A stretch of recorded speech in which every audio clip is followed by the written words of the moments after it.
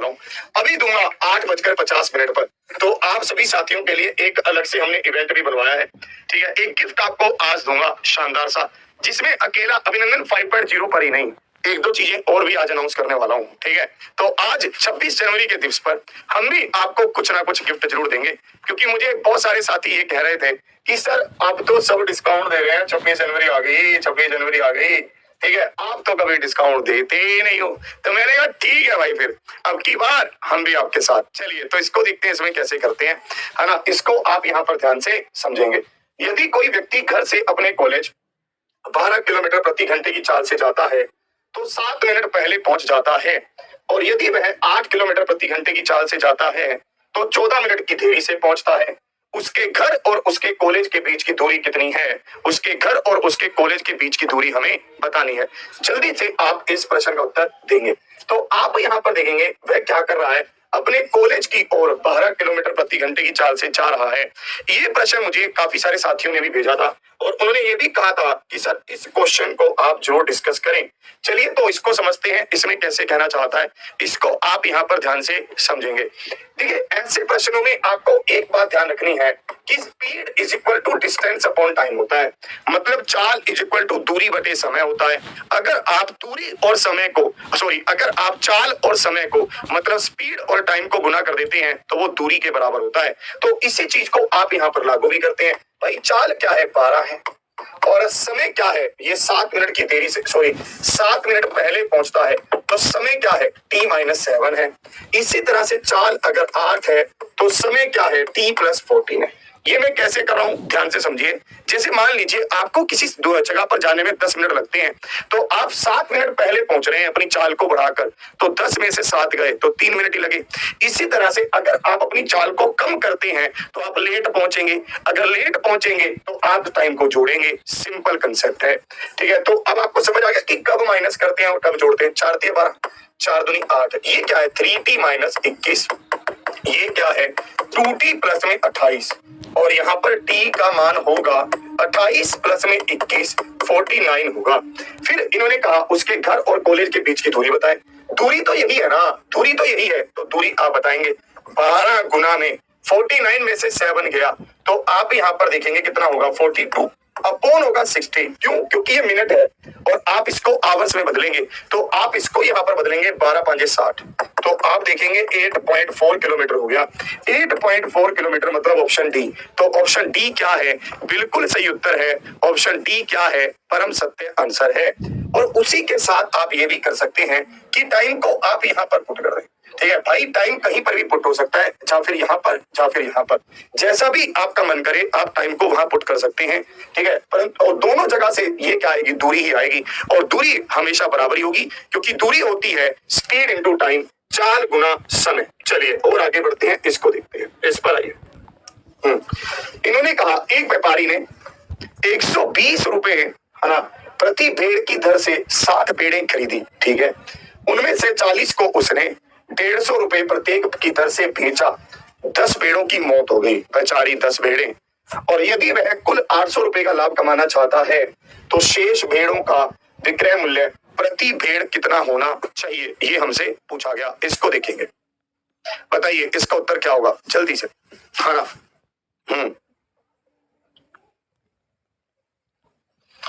कह रहे सर समझ नहीं आया, तो समझो स्पीड इनटू टाइम क्या होता है, दूरी होती है। चाल गुना समय क्या होता है, दूरी होती है। तो आपने चाल और समय को गुना किया और बात बन गई। चलिए इसको देखेंगे। इसमें इन्होंने कहा एक व्यापारी ने 120 रुपए प्रति भेड़ की दर से 60 भेड़ें खरीदी। तो मुझे एक बात बताइए आप, ठीक है, और उनमें से 40 को उसने 150 रुपए प्रति भेड़ की दर से बेचा, ऐसे कर दिया। देखो आप इसको कैसे करेंगे, ध्यान से समझ लीजिए।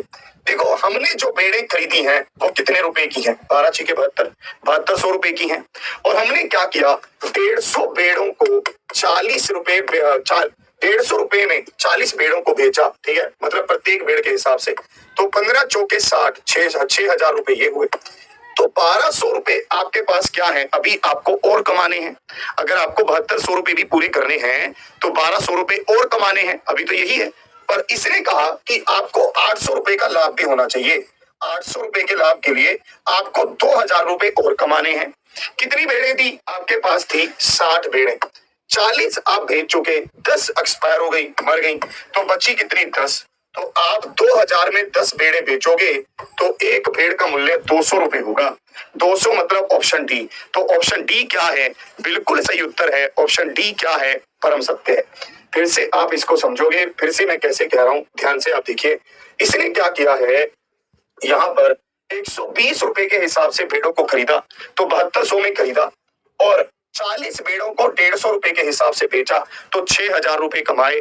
टोटल कितने रुपए अभी कमाने और बाकी हैं? 1200 तो एक और 801, 2000 रुपए कमाने बाकी हैं अगली 10 भेड़ों पर। तो 200 रुपए पर भेड़ पर कमाना बाकी है। ठीक है जी। एक तो ये कंसेप्ट हो गया। एक कंसेप्ट और है, उसको भी समझिए कैसे।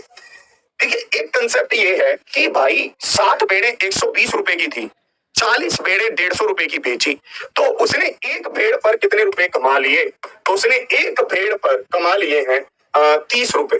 तो 1200 रुपए तो ये कमा ही चुका है। ठीक है, और इसको अभी और क्या करना है आप यहाँ पर देखेंगे, है ना। इसको और यहाँ पर क्या करना है आप यहाँ पर देखेंगे। ठीक है, 40 भेड़ें ये हो गई। हाँ, और इसको यहाँ पर 800 रुपए और कमाने हैं। ठीक है, इसको क्या करना है, 800 रुपए और कमाने हैं, तो इसको 2000 रुपए कमाने हैं। ठीक है, अगली 10 भेड़ों पर। ठीक है, अगली 10 भेड़ों पर इसको क्या करने हैं, 2000 रुपए कमाने हैं। या फिर और किसी और तरीके से करें, बताओ, ऐसी सही है ना। चलो एक बार फिर से वैसे करवा देता हूँ। 120 रुपए के हिसाब से 60 भेड़ें थी, तो 7200 रुपए तो ये हो गए, और 150 रुपए के हिसाब से 40 भेड़ें बेची।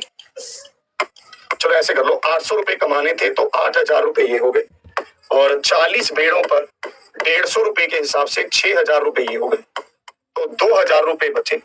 ये अगली 10 भेड़ों पर कमाने हैं, तो 200 रुपए के हिसाब से बेचे। ऐसे करो, इसको देखेंगे। हाँ, इसको क्या समस्या हो गई आज? ये अरुण अरुण क्या है, इसके क्या समस्या है? ठीक है, करूं तेरा हल है।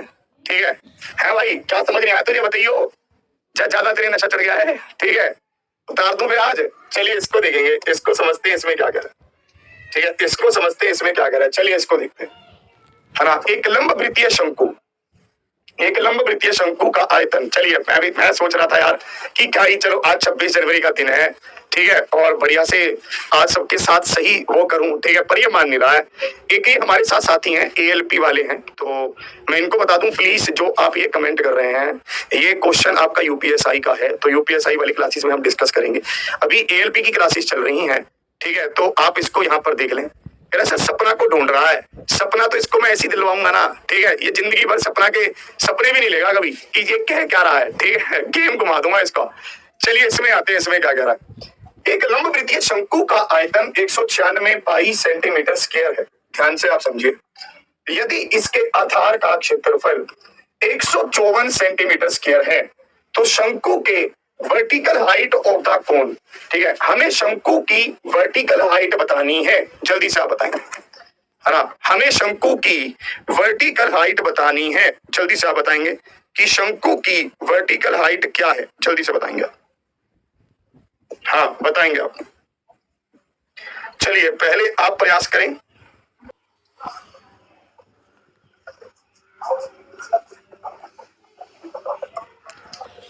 बताएं, 12 आ रहा है। ठीक है, चलिए अभी समझाता हूं। देखिए, हमें पता है कि शंकु का वॉल्यूम क्या होता है, आयतन क्या होता है, 1/3 पाई आर स्क्वायर एच, ये बराबर है 196 पाई के। ठीक है जी, तो अब आप यहां पर देखना, और इसके आधार का क्षेत्रफल क्या है, 154 है, और क्षेत्रफल क्या होता है, पाई आर स्क्वायर 154 है। ठीक है, सबसे पहले तो यही समझ लीजिए कि वर्टिकल हाइट है क्या।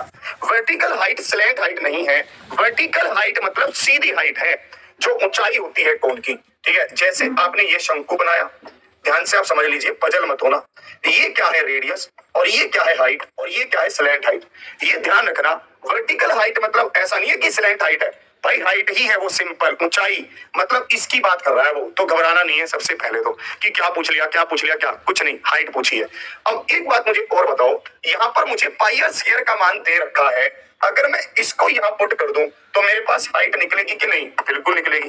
तो 1/3 इंटू 1 154, गुना में h बराबर 196 पाई है।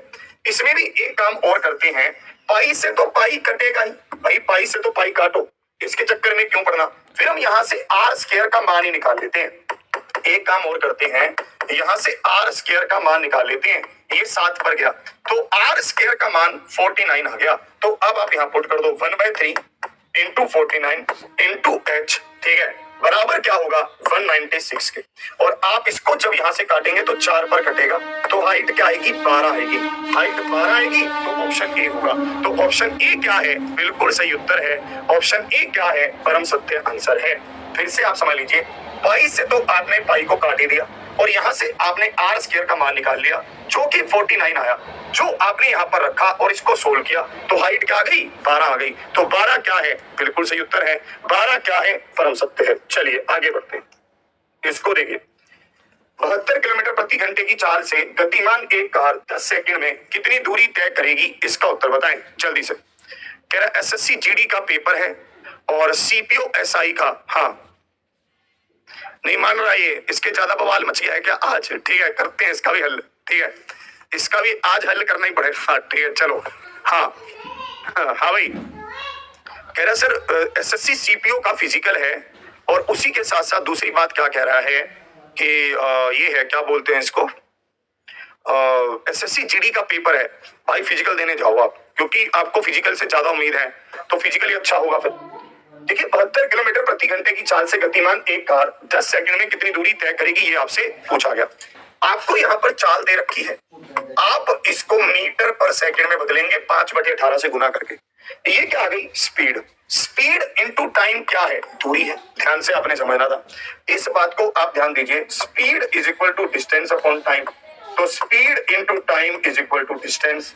और एक बात और, जब कभी भी आप किलोमीटर पर आवर से को मीटर पर सेकंड में बदलते हैं तो 5/18 से गुना करते हैं, ठीक है भाई। और आप जब यहाँ पर देखेंगे तो 5/18 से गुना करेंगे तो 18 चौके 72, तो 5 चौके 20, तो 200 आ गया। तो 200 क्या है, बिल्कुल सही उत्तर है। 200 क्या है, परम सत्य आंसर है। बताओ। अच्छा हड्डी टूट गई है उनकी, अच्छा एक बार मैंने पूरा कमेंट पढ़ा नहीं है, अभी फिर से पढ़ता हूँ। बताओ सर आज कोई क्लास है आपकी प्रतिज्ञा बैचेज में 8 AM का लाइव? नहीं आज मेरी 8 AM का नहीं है, 8 PM का लाइव है। प्रतिज्ञा बैच में 8 PM पर है। हाँ कह रहे सर बैच कितने का है, एसएससी एमटीएस का 599 का, ठीक है 70% ऑफ के साथ है। हाँ और हाँ सच, कल तो आपके UP triple S C PET का रिजल्ट भी आ गया है ना, कल तो UP triple S C PET का भी रिजल्ट आ गया है, ठीक है तो ये भी बहुत अच्छा हुआ है। जिनका सिलेक्शन हो गया उनको बहुत बहुत बधाई हो, जिनका नहीं हुआ अगली बार और अच्छे से करेंगे। हाँ आरपीएफ एसआई के लिए आप ले सकते हैं ये क्लास। देखिए इन्होंने यहाँ पर क्या कहा, 24x + 24y बराबर किसके, 192 के। तो आप यहाँ पर करते हैं कि x प्लस में y बराबर 192/24 होता। और यहाँ पर हमसे एवरेज पूछा है तो इसको भी 2 से भाग और इसको भी 2 से। भाई एवरेज पूछा है, 24 तो कॉमन ही आ गया और दो हमने भाग कर दिया। क्यों, क्योंकि एवरेज पूछा है हमसे, औसत पूछा है, ठीक है हम औसत बता देंगे। तो आप इसको यहाँ पर काटेंगे 8 पर कटेगा, आप इसको इससे काटेंगे 4 पर कटेगा। तो 4 क्या है, बिल्कुल सही उत्तर है। 4 बिल्कुल सही उत्तर है, तो ऑप्शन डी है। तो ऑप्शन डी क्या है, बिल्कुल सही उत्तर है। ऑप्शन डी क्या है, परम सत्य आंसर है। चलिए और आगे बढ़ते हैं। इन्होंने कहा एक विक्रेता 60 रुपए प्रति किलो और 45 रुपए प्रति किलो के मूल्य के चावल के 2 किस्मों को 3:7 के अनुपात में मिलाता है। जल्दी से आप देखेंगे, यदि वह मिश्रित किस्म को 65 रुपए प्रति किलोग्राम की दर से बेचता है तो उसका लाभ प्रतिशत क्या होगा, तो उसका लाभ प्रतिशत क्या होगा, जल्दी से आप बताएंगे। देखिए यहाँ पर हमें क्लियर है कि ये 2 चीजों को मिक्स कर रहा है, अलग अलग अनुपात में मिक्स कर रहा है। उससे हमें क्या पता चलेगा, उसका क्रय मूल्य पता चलेगा। कैसे, या तो एलिगेशन लगा लो या फिर सिंपल भी कर लो। ध्यान से देखना, ठीक है आप यहाँ पर ध्यान से देखना, इसमें कैसे कह रहा है। आपने क्या किया, 60 रुपए किलोग्राम वाले और 45 रुपए किलोग्राम वाले चावलों को 3:7 में मिलाया। देखना मैं इसको कैसे करवा रहा हूँ, ध्यान से समझना। मैं ये कह रहा हूं अगर आपको एलिगेशन लगाना है तो एलिगेशन लगा लीजिए, नहीं तो सिंपल सोचिए। ध्यान से मेरी बात को सुनिए, मैं कैसे कह रहा हूं। आप क्या करिए, ये सोचिए कि 60 रुपए किलोग्राम के हिसाब से 3 किलोग्राम चावल और 45 रुपए किलोग्राम के हिसाब से 7 किलोग्राम चावल, इन दोनों को मिक्स किया गया। ठीक है जी, जैसे ही इनको मिक्स किया गया, ठीक है, हाँ क्या सर 5 क्वेश्चन में 83 होगा। अच्छा एक मिनट चेक कर ले, क्यों? जब आप यहाँ पर देखोगे x प्लस में y, जब आप यहाँ पर देखोगे x प्लस में y 192/24 हुआ, 24 तो कॉमन आ गया। इसने एवरेज पूछा है तो इसको भी 2 से भाग, इसको भी 2 से भाग, सही तो है, एवरेज ही तो पूछा है। तो आप इसको जब काटेंगे तो 8 पर कटेगा और आप इसको काटेंगे 4 पर कटेगा। आप इस 2 को तो इधर ही रखेंगे क्योंकि एवरेज ही तो पूछा है, 4 ही होगा इसका, ध्यान से आप करिए, ठीक है, कोई दिक्कत नहीं है, डाउट नहीं होना चाहिए, 4 ही होगा। इस 2 को तो इधर ही रखेंगे तभी तो ये इसका एवरेज बनेगा, तभी तो ये इसका औसत बनेगा। चलो कोई दिक्कत नहीं है, डाउट हो जाता है कभी। इसको देखेंगे इसमें क्या कह रहा है, इसको समझेंगे। इन्होंने कहा 60 रुपए प्रति किलोग्राम वाले और 45 रुपए प्रति किलोग्राम वाले चावल को 3:7 में मिलाया गया। ध्यान से अब आप समझना, हाँ तो इसको आप कैसे करोगे, आप इसको ध्यान से समझना। इसमें आपको ये ध्यान रखना है कि भाई आपने यहाँ पर इसको सिंपल एक क्वांटिटी मानो, बस सिंपल एक क्वांटिटी और कुछ भी नहीं, बस ऐसे मानो कि आपने 60 रुपए किलोग्राम वाले 3 किलोग्राम चावल लिए तो 180 रुपए के हो गए। 45 रुपए किलोग्राम वाले 7 किलोग्राम चावल लिए तो कितने रुपए के हो गए? 7 × 35, 3 कैरी और 7 × 28 और 3 × 31, 315 रुपए के हो गए। और आपको 1 किलोग्राम चावल का रेट बताना है तो 10 से आपने भाग कर दिया। जैसे ही आपने किया तो रेट क्या आ गया? 49.5 आ गया। ठीक है, मतलब 49 रुपीज 50 पैसे के हिसाब से आपने बेचा। ये चावल आपने खरीदा, मतलब जो आपको पड़ा, ठीक है, मिल गया आपको। आपने 65 रुपए के हिसाब से बेचा तो आपने कितने रुपए यहाँ पर कमाए? तो आप यहाँ पर देखोगे कि 15 रुपए 50 पैसे आपने कमाए।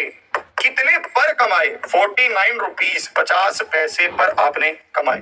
तो और आप इसको काटेंगे 5 पर, 5 दिया 15, 5 एकम 5, 9 पाले 45, 9 पाले 45। तो ये आपके पास हुआ 3100/99 हुआ। और आप इसको यहाँ पर काटेंगे कितने पर जाएगा? 3 पर जा रहे हैं। 9 × 27 2 कैरी, 9 × 27 9 × 27 2 कैरी, 9 × 27 और 2 29, 297 फिर 1 पर जाएगा। तो मतलब ये होगा आपके पास 31.31, ठीक है, मतलब आपके पास होगा 31.31 होगा। ठीक है, तो 31.31 क्या है? बिल्कुल सही उत्तर है। 31.31 क्या है? परम सत्य आंसर है। ठीक है भाई, तो 3100 होगा और डिवाइड होगा इससे। ठीक है, फिर से आप समझ लो, 60 रुपए के चावल 3 किलोग्राम, 45 रुपए के चावल 7 किलोग्राम, टोटल इतने रुपए के चावल हुए और 10 किलोग्राम हुए। तो आपको कितने के पड़ गए? आपको पड़े 49 रुपीज 5 पैसे के। आप इसको यहाँ पर लिख लो, ये 495/10 हो गए। आप बेच कितने में रहे हो? 65 रुपए में। आपको कितने का बेनिफिट हुआ? 15 रुपए 50 पैसे का। कितने पर हुआ? 49 रुपीज 50 पैसे पर हुआ। और आपने इसको कैलकुलेट किया तो ऑप्शन ए क्या है? बिल्कुल सही उत्तर है। ऑप्शन ए क्या है? परम सत्य है। इस पर आएंगे।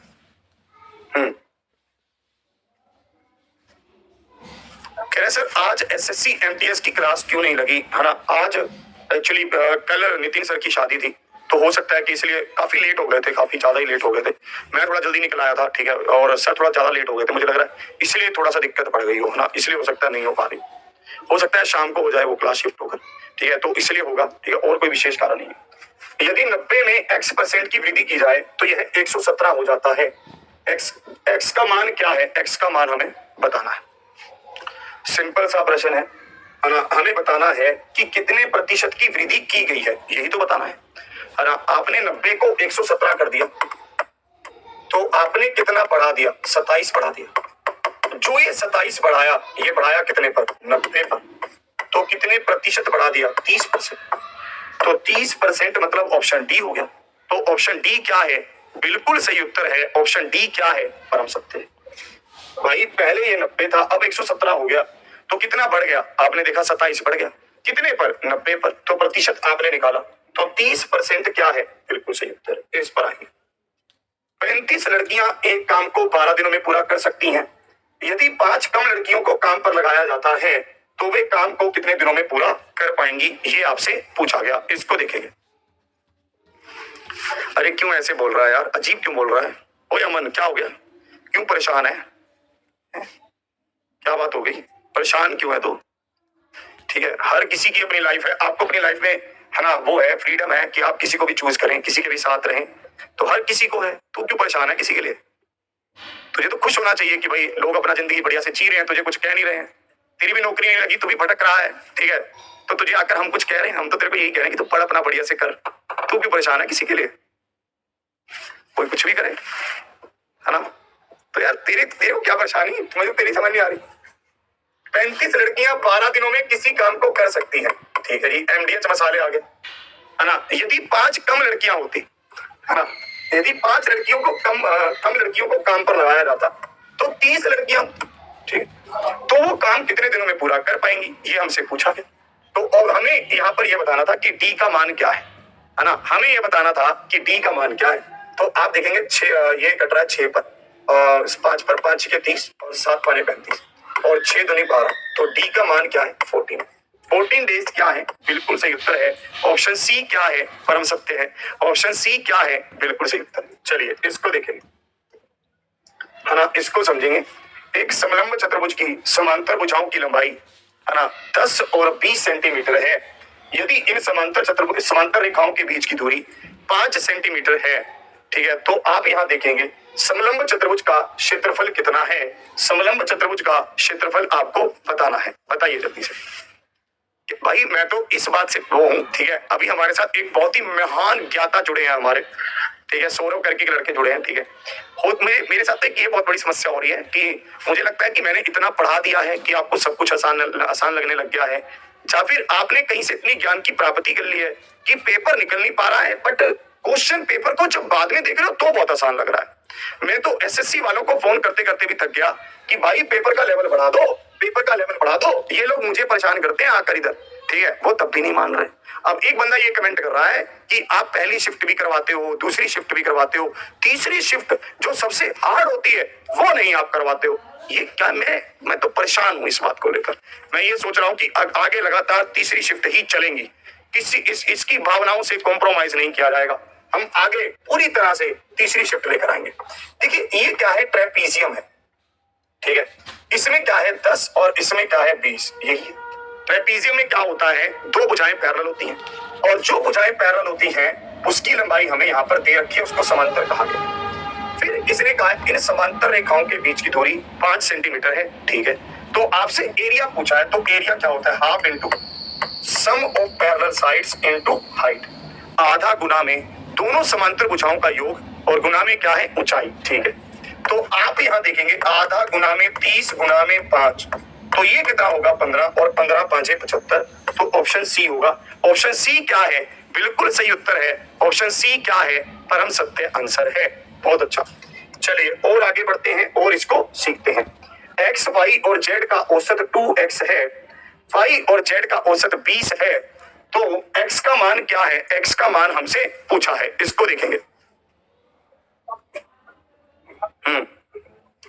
सरस्वती पूजा है, आज प्रसाद लेने आना गुरुजी, पक्का भाई, ठीक है।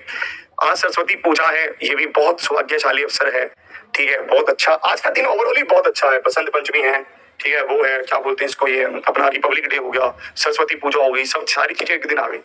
चलिए इसको देखते हैं, इसमें क्या कह रहा है ना।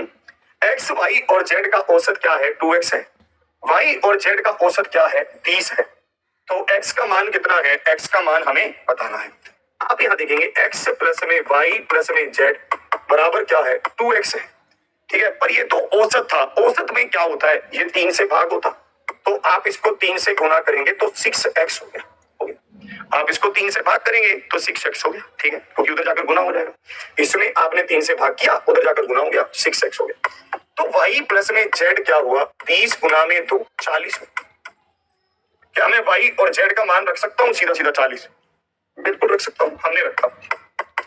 x प्लस में 40 बराबर 6x, तो 5x बराबर 40, तो ये कट गया 8 पर, तो x का मान 8 आ गया, और हमसे x की वैल्यू ही पूछी थी, तो x की वैल्यू क्या आ गई, 8 आ गई। तो 8 क्या है, परम सत्य है। 8 क्या है, बिल्कुल सही उत्तर है भाई। x प्लस में y प्लस में z क्या है, इसका औसत 2x है, तो टोटल क्या हो गया, 6x हो गया, है ना। और टोटल अगर 6x हुआ तो हमने देखा y प्लस में z क्या है भाई, 40 है, क्योंकि ये भी औसत था 20, आपने यहाँ पर 2 से भाग किया तो 2 इधर गुना हो गया, 40 हो गया, हमने सबको सोल्व कर लिया तो x का मान 8 आ गया। इस पर आते हैं। आज आपके लिए विशेष तरह के ऑफर लेकर आने वाला हूं मैं, ठीक है। तो आज आपके लिए बहुत शानदार ऑफर लेकर आने वाला हूं, ठीक है। कह रहे गुरुदेव सुपर 30 क्लास और अभिनंदन 5.0 लेने का मजा ही अलग है, ठीक है। चलिए बहुत बहुत धन्यवाद। हाँ, वो फिर से सेम प्रश्न ही आ गया। इसको देखेंगे। 2 अंकों की वह बड़ी से बड़ी संख्या ज्ञात कीजिए जो 7 और 3 दोनों से विभाज्य है। इसको बताएंगे।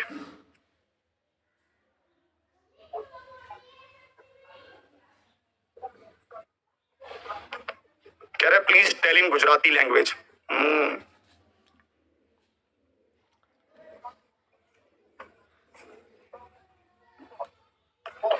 यार मैं तो एक बात समझता हूँ कि यार मतलब हर कोई अपना जिंदगी जिए, बढ़िया रहे, ठीक है। समाज का तो यही काम है। फिर समाज इतना मतलब पता नहीं कैसे ये कर दिया वो कर दिया, तुम्हें क्या है, तुम अपनी जिंदगी जी बढ़िया से, ठीक है, मस्त रहे। चलिए इसको देखते हैं इसमें क्या कह रहा है। इसमें इसने कहा 2 अंकों की वह बड़ी से बड़ी संख्या ज्ञात कीजिए जो 7 और 3 दोनों से विभाज्य है। भाई ऑप्शन ही चल लेते हैं। सबसे बड़ी संख्या क्या है? 96 है, तो ये 7 से विभाज्य नहीं है, सिंपल। और फिर उसके बाद क्या है भाई? उसके बाद तो है, अगर ये आगे क्यों हो गया है? चलो अब सही है। उसके बाद क्या है? 91 है। 91 3 से विभाज्य नहीं है। फिर हमने देखा 84 है जो दोनों से विभाज्य है। 84 है जो दोनों से विभाज्य है, बस बन गई बात। दूसरा तरीका था आप एलसीएम निकालते। एलसीएम क्या होता? 21 होता तो 21 चौके क्या होता? 84 होता। 21 पांजे क्या होता? 105। 105 होता तो आप यहां पर देखते कि वो तो 3 अंकों की हो जाती, इसलिए हमने 21 चौके ले लिया, 84 हो गया, गेम बन गया। बताओ। चलो इसको देखते हैं इसमें क्या कह रहा है। एक पेन का विक्रय मूल्य 660 रुपए है।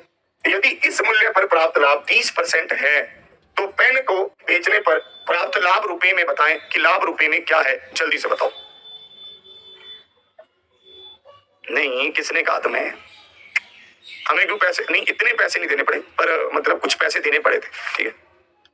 यूट्यूब को नहीं देने पड़े थे। वो जिसने देखो एक्चुअली क्या होता है, हमको पूरी कहानी सुना दो। जैसे चैनल हैक होता है ना, तो उसके पीछे स्ट्राइक होती है कि आपने किसी का जैसे कोई बुक पढ़ा दिया पर उसको वो सही नहीं लगा, ठीक है। तो आपने कुछ ऐसा, जैसे मान लो आपने किसी की बुक पढ़ा दी, वो बुक तो उसकी है, ठीक है। आपने अपनी पढ़ा दी कोई बात नहीं, आपने किसी और की पढ़ा दी, ठीक है। तो वो तो बुक उसकी है, तो वो चिढ़ गया कि भाई मेरी बुक क्यों पढ़ा रहे हैं।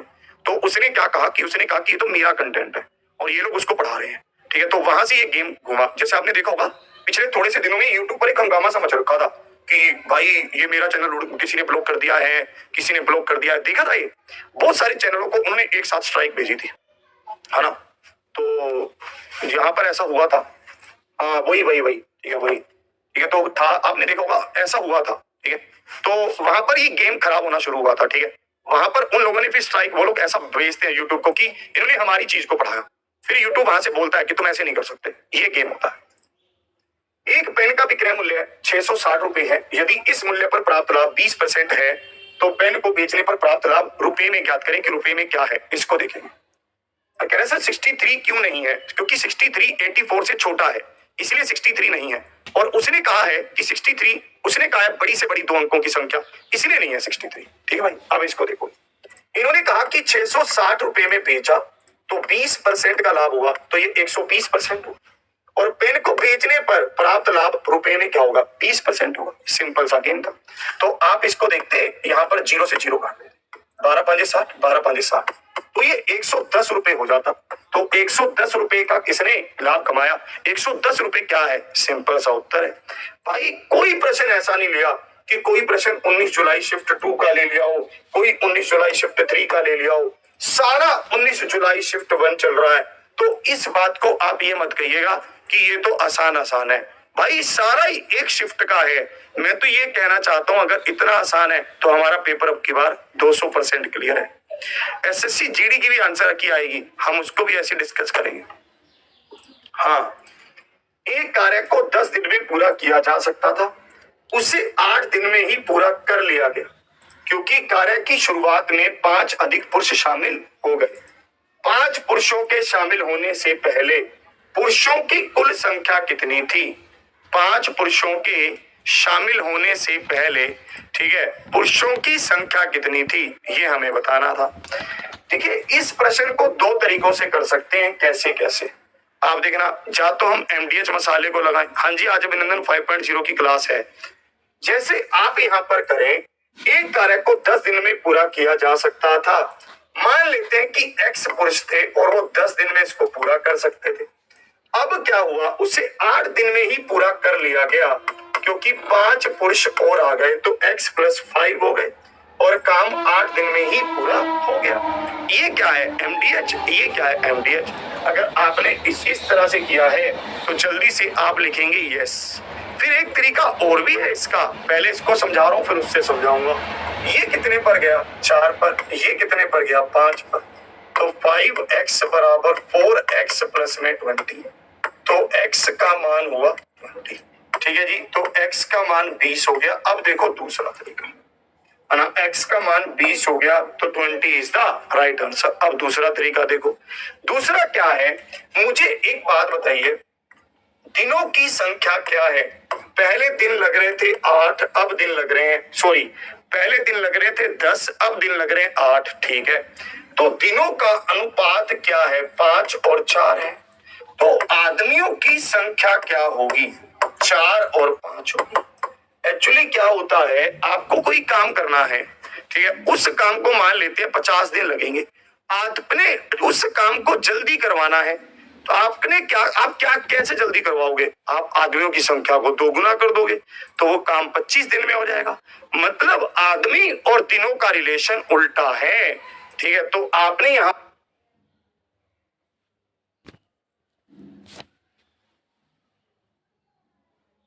पर देखा कि आदमी और दिनों का रिलेशन उल्टा है। हमने यहाँ पर देखा आदमी कितने बढ़ रहे हैं, 1 बढ़ रहा है, तो 1 किसके बराबर है, 5 के। तो भाई पुरुषों की कुल संख्या कितनी थी, 4 थी, तो 5 चौके 20 थी। 20 मतलब ऑप्शन बी थी।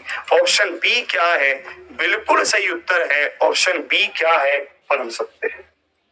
ऑप्शन बी क्या है, बिल्कुल सही उत्तर है। ऑप्शन बी क्या है, पढ़ सकते हैं।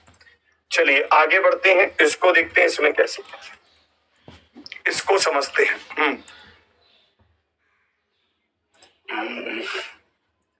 भाई हमारी तो अरेंज मैरिज है, ठीक है, तो पढ़ ले, तू इन सब कामों में से क्या निकालेगा, तू पढ़ ले, ठीक है, तो अपना आराम से पढ़, ठीक है।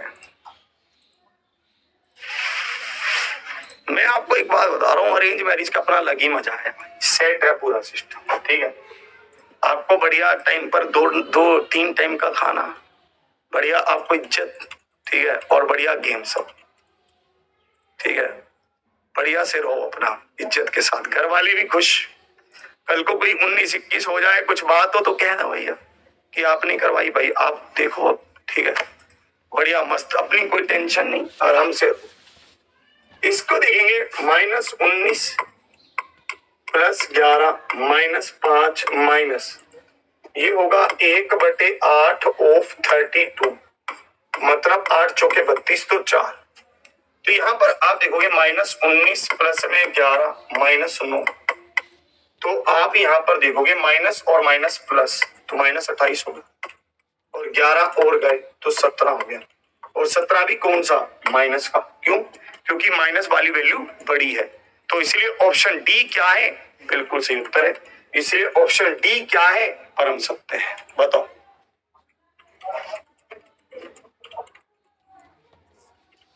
तो ऑप्शन डी क्या है, बिल्कुल सही उत्तर है।